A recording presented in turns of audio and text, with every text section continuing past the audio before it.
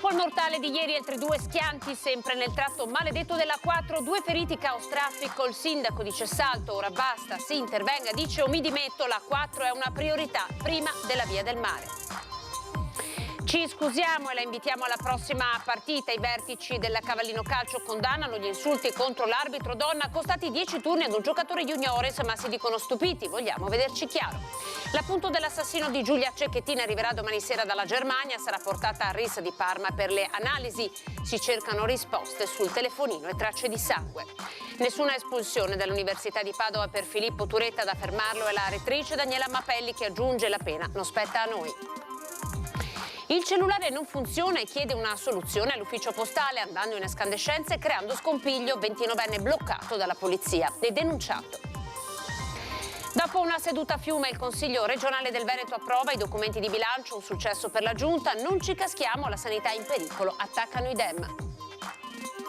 Torna domenica prossima il Canta Natale, il grande abbraccio della città di Padova ai bambini ricoverati in pediatria, appuntamento dalle 9 in piazza Portello.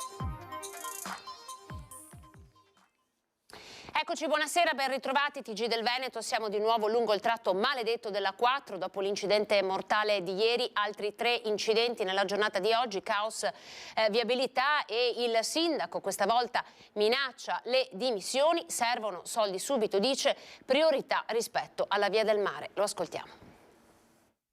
I rallentamenti, la coda improvvisa, l'auto che si schianta contro un camion e poi ancora un tamponamento tra 3 tir nel tratto maledetto. Non c'è pace per la 4. Anche oggi altri 2 incidenti gravi in direzione Trieste. Una Porsche è finita contro un tir, ferito il conducente 55enne di Biella, trasportato con l'elicottero all'Angelo di Mestre. Ferito anche uno degli autisti dei 3 mezzi pesanti che si sono tamponati. Inevitabili i disagi al traffico, con ripercussioni pesanti sulla viabilità ordinaria.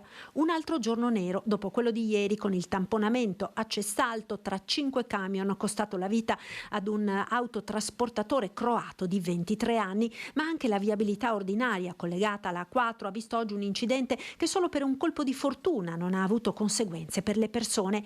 In via Calnova Bosco, il conducente di un tir impegnato nei lavori di spostamento dei sottoservizi dell'autostrada, per cause ancora in corso di accertamento, ha perso il controllo del mezzo e non è più riuscito a tenerlo in carreggiata, finendo semicapovolto nel fossato. Esasperato il sindaco, il termine dei lavori per la terza corsia è ancora molto lontano, gli incidenti continuano e la viabilità è al collasso.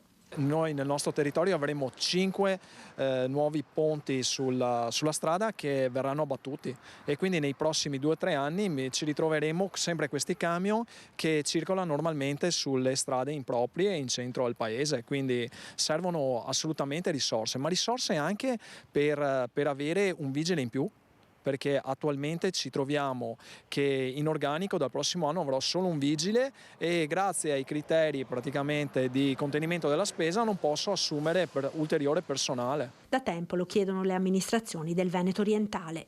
Bisogna avere più risorse per mettere a posto queste strade già che abbiamo, la viabilità ordinaria, magari pensare un po' meno a fare tipo la via del mare, ma pensare a mettere risorse qui dove servono. Ed il sindaco, Crosato, amareggiato, pensa anche di gettare la spugna. Se non continua questa impossibilità di dare risposte ai cittadini, io l'ho detto ieri, rassegno le mie dimissioni. È inutile che rimango qui a fare un commissario che prende solo atto delle cose e non ho risorse per fare le opere. Nel veneziano ora insulti sessisti all'arbitra, la società si scusa e chiede un incontro pacificatore. È accaduto sul campo di calcio del Cavallino Treporti. Le donne devono restare a casa a lavare i piatti. Questo è il presunto insulto sessista partito dagli spogliatoi del calcio cavallino, per il quale un giocatore ha avuto una squalifica di 10 giornate. Episodio accaduto sabato scorso durante la partita di categoria juniores persa dal Cavallino 0-1 con la Fossaltese, con il 19enne centravanti di casa espulso dalla direttrice di gara di Sandonà per un fallo di gioco. E qui sta l'inghippo, perché gli insulti sarebbero partiti dallo spogliatoio, mentre il giocatore si sarebbe trovato sugli spalti, così il presidente gialloverde. Società che se da una parte fa scusa torna al giocatore, dall'altra vuole far luce sulla vicenda e condanna i pesanti insulti in questione, scusandosi pubblicamente con l'arbitro. Condanna che giunge anche dall'amministrazione comunale con l'assessore allo sport. Invita tuttavia alla moderazione in attesa di comprendere da chi in spogliatoio siano partiti gli insulti sessisti. Ed era sugli spalti. E quindi non è entrato, perché sono stato il primo io a entrare nello spogliatoio e lui assolutamente non c'era. Società che se da una parte fa scudo attorno al giocatore, dall'altra vuole far luce sulla vicenda e condanna i pesanti insulti in questione, scusandosi pubblicamente con l'arbitro. Approfitto di questa opportunità per invitare sabato pomeriggio alla partita che faremo a Cavallino. Saremo ben lieti di scusarci personalmente con l'arbitro, regalare dei fiori all'arbitro e tenere la nostra ospite per la partita, perché comunque il Calcio Cavallino è una piccola società, una piccola famiglia. Ci teniamo che i nostri ragazzi siano educati in campo e fuori dal campo, e quello che è successo lo condanniamo fermamente. Condanna che giunge anche dall'amministrazione comunale con l'assessore allo sport. Invita alla moderazione in attesa di comprendere da chi in spogliatoio siano partiti gli insulti sessisti. Qualsiasi offesa è da condannare, siamo dispiaciuti per quanto è successo, abbiamo già avuto modo di sentire l'associazione Calcio Cavallino, stiamo però aspettando la verifica dei fatti in quanto le versioni sembrano essere diverse. La Fiat Grande Punto Nera, quella della fuga di Filippo Turetta, sarà domani sera dalla Germania, arriverà in Italia caricata su una bisarca coperta, sarà portata dai carabinieri direttamente nei laboratori del RIS di Parma. Inizieranno così le analisi scientifiche sulle tracce e sugli oggetti rinvenuti nell'auto. Da quanto filtrato, la polizia tedesca aveva fatto solo una ricognizione superficiale del veicolo, non riscontrando segni di incidente. Agli investigatori italiani non interessa ovviamente solo la vettura, nell'abitacolo c'erano il marsupio di Filippo, un paio di guanti, un coltello con una lama di 12 cm, una scheda telefonica prepagata, un paio di scarpe e poi un cellulare. Il RIS cercherà soprattutto di studiare le tracce ematiche rimaste sulle superfici e sul tessuto della macchina. Intanto la rettrice dell'Università di Padova, Daniela Mapelli, conferma: il ragazzo non sarà espulso dall'università. Nessun provvedimento di espulsione dall'Università di Padova per Filippo Turetta, attualmente rinchiuso nel carcere di Montorio, nel Veronese, con l'accusa di omicidio dell'ex fidanzata Giulia Cecchettin. Su questo è chiara la magnifica rettrice Daniela Mapelli. Questo non spetta a noi, i provvedimenti nei confronti di Filippo Turetta. Filippo Turetta in questo momento è in un carcere preventivo, e sarà la giustizia poi che farà il suo corso. Pensate a un'espulsione del ragazzo? Non è neanche possibile un'espulsione da parte del ragazzo. Poi considerate che noi siamo un ateneo che ha un polo in carcere, per cui se crediamo nella rieducazione della pena sicuramente non prevediamo un'espulsione. Nel frattempo l'università, che si è stretta attorno alla famiglia Cecchettin nel ricordo di Giulia, ha fissato la data del conferimento della laurea alla memoria della studentessa uccisa dall'ex fidanzato. Il Senato accademico ha deliberato, ma era una decisione che noi sapevamo di aver preso fin dalla prima ora, anche perché ricordiamoci che Giulia Cecchettin aveva terminato tutti gli esami, aveva consegnato anche la tesi di laurea, per cui era doveroso da parte nostra, quindi da parte dell'università, consegnare poi una laurea alla memoria alla famiglia. Questo avverrà il 2 di febbraio, la data è stata concordata con il papà e con i fratelli di Giulia, con una cerimonia pubblica che si terrà proprio qui al Bo, in Aula Magna, aperta al pubblico, aperta a tutti quanti. Nel Vicentino il cellulare non funziona, chiede una soluzione all'ufficio postale di via Roma, l'uomo dà in escandescenza. Vediamo cosa è accaduto.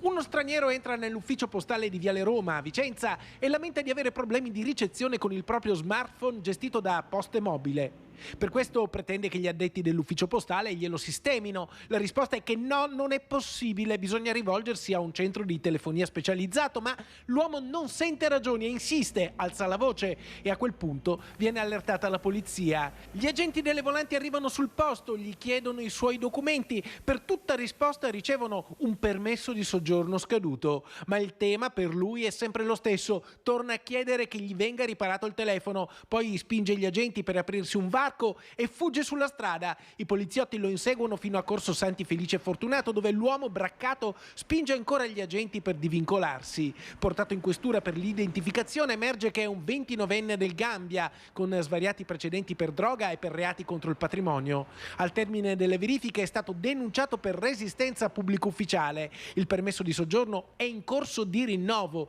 ma vive in un altro comune. Il questore ha così firmato un foglio di via da Vicenza con divieto di tornarci per 3 anni. Seduta Fiume, passa il bilancio in Consiglio regionale, un bilancio per oltre 18 miliardi di euro.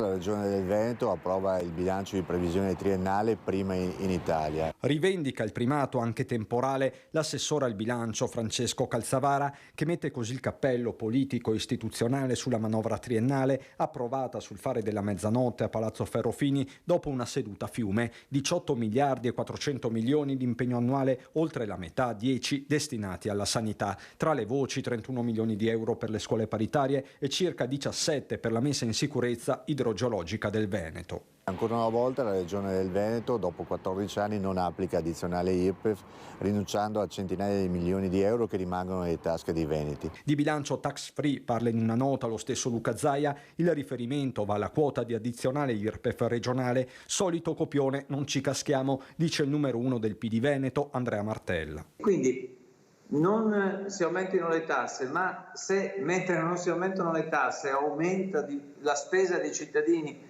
per la sanità, è una specie di gioco delle 3 carte. Però siccome non voglio stare in questo gioco delle 3 carte, dico benissimo, non si aumentino le tasse, però la manovra che ne è emersa è una manovra abbastanza modesta. Passa il bilancio, ma resta quindi la distanza tra opposizione e maggioranza, soprattutto sul tema dei temi, quello sanitario. Uno scivolamento sempre più evidente verso il privato, una spesa per i cittadini che aumenta e una spesa per gli stanziamenti per la sanità privata in aumento, mentre il livello essenziale dell'assistenza del Veneto scivola di qualche posto.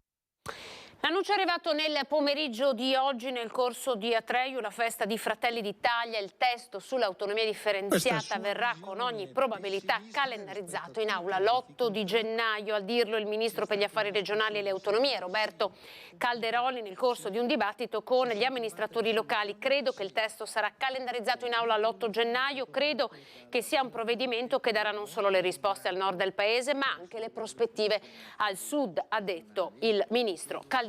Ci fermiamo, pochi secondi di pubblicità e poi ancora con la politica.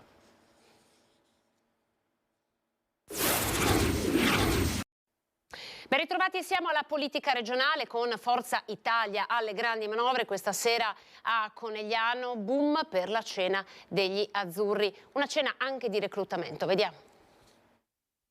È una festa che noi siamo abituati a fare ogni anno, certo che quest'anno è esplosa in termini di numero di aderenti, siamo quasi 400 persone che fanno parte della società civile. È un Babbo Natale sempre più azzurro, quello che incanta la politica regionale, ma qui lo spirito delle feste c'entra poco. I numeri della tradizionale reunion natalizia organizzata a Ponte della Priula da Fabio Chiesa, coordinatore trevigiano di Forza Italia, lo dimostrano. Le praterie oggi stanno al centro. Lo spazio è enorme, è uno spazio al centro, uno spazio di credibilità e uno spazio in cui bisogna convincere la gente a tornare a votare. Chiesa non fa nomi, ma è chiaro che i disillusi della Lega siano i benvenuti. Peraltro nel giorno in cui Flavio Tosi replica con una carezza a una polemica sollevata dall'assessore regionale leghista Roberto Marcato, che segnalava ai parlamentari veneti il mancato finanziamento del credito d'imposta della ZLS del Porto di Venezia. Ci sto lavorando con Tajani, ha detto di fatto Tosi. Quella di Marcato è una motivata sollecitazione. Tosi, che sul terzo mandato è ai ferri corti con Zaia, forse la settimana più tesa. Luca De Carlo, numero 1 dei meloniani, osserva, ma fino a un certo punto. Tra 2 litiganti spero sempre che goda il terzo.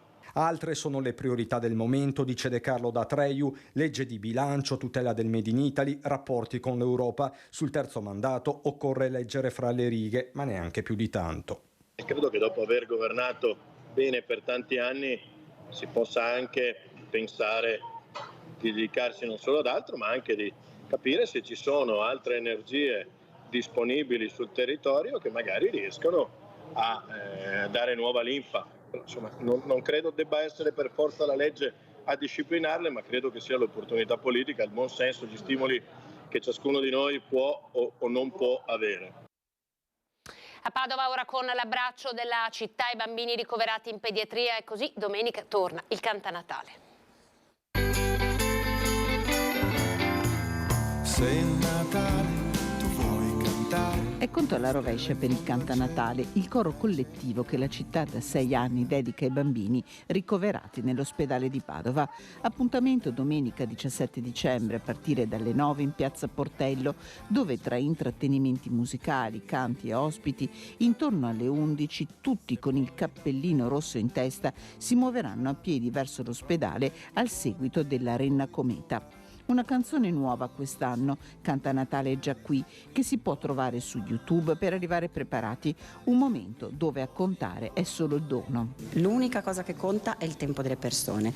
Non ci sono iscrizioni, non c'è nulla da pagare, non chiediamo nemmeno un contributo di solidarietà, quindi non c'è raccolta fondi, perché la cosa più importante è il tempo che tu dedichi a te stesso, insieme magari ai tuoi amici e alla tua famiglia, per prendere quella mattinata e fare tutti insieme una cosa bella, una passeggiata canora, un grande coro sotto l'ospedale, un grande abbraccio ai bambini ricoverati e poi tutti si sentono assolutamente meglio dopo aver fatto una giornata così con il Cantanatale, quindi vi invitiamo tutti, è bellissimo. Un grande messaggio d'amore, un grazie all'ospedale di Padova, un abbraccio ai piccoli pazienti a cui sarà dedicato un sorriso e un augurio speciale.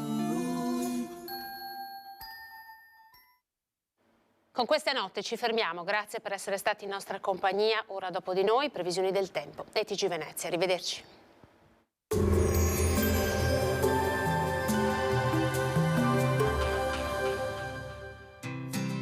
L'Unic Star, le uniche pagliette antibatteriche in commercio, prodotte anche per i marchi più importanti, sia nazionali che internazionali.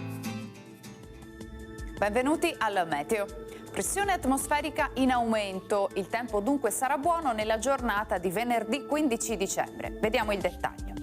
Sul Veneto condizioni ancora favorevoli alla formazione di nebbie in pianura nelle ore più fredde. A seguire, e ce lo mostra la grafica, avremo un ampio soleggiamento con cielo al massimo velato.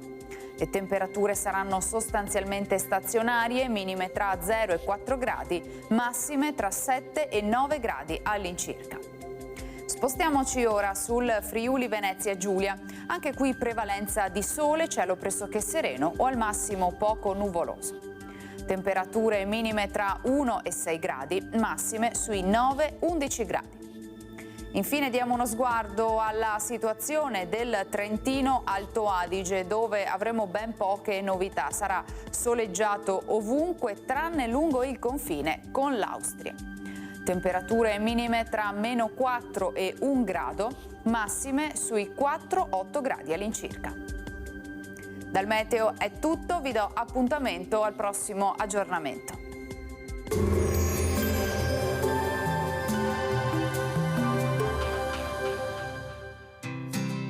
L'Unic Star, le uniche pagliette antibatteriche in commercio, prodotte anche per i marchi più importanti, sia nazionali che internazionali.